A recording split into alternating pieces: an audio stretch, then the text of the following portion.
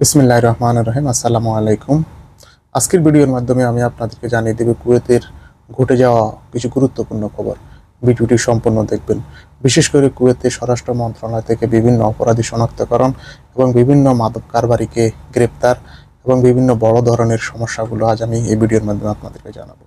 সবাই ভিডিওটি সম্পূর্ণ দেখবেন, কোনো স্কিপ করবেন না এবং ভিডিওটিতে একটি লাইক দেবেন। কুয়েতের স্বরাষ্ট্র মন্ত্রণালয় থেকে একটি বিজ্ঞপ্তি করা হয়েছে, যেখানে কুয়েতের স্বরাষ্ট্র মন্ত্রণালয় মাদক নিয়ন্ত্রণ বিভাগের মাধ্যমে একযোগে নিরাপত্তা অভিযান পরিচালনা করছে, যার পরে বিভিন্ন জাতির 30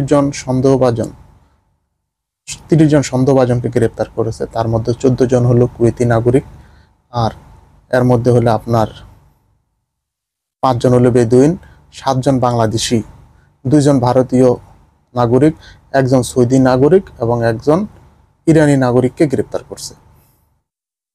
কর্তৃপক্ষ তাদের কাছ থেকে 29 কেজিরও বেশি মাদক, প্রায় 8,000 সাইকোট্রপিক বড়ি এবং আগ্নেয়াস্ত্র, গোলাবারুদ এবং মাদক প্যাকেজিংয়ের সরঞ্জাম জব্দ করছে। সন্দেহভাজনদের পাবলিক প্রসিকিউশন পাঠানো হয়েছে এবং মন্ত্রণালয় মাদক পাচারের বিরুদ্ধে লড়াই এবং জননিরাপত্তা রক্ষার জন্য তার অব্যাহত প্রচেষ্টা নিশ্চিত করছে।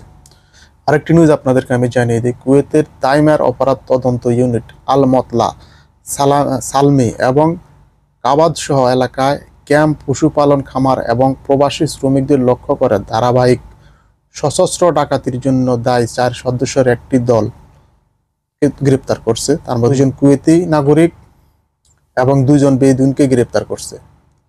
অপরাধমূলক রেকর্ড থাকা সন্দেহভাজনরা, যাদের সকলেই রক্ষীদের ভয় দেখানোর জন্য আগ্নেয়াস্ত্র ব্যবহার করেছিল এবং চুরি করার জন্য নিজেদের মধ্যে ভূমিকা ভাগ করে নিয়েছিল। চুরি করা জিনিসপত্র স্ক্র্যাপ ডিলারদের কাছে বিক্রি করা হয়েছিল।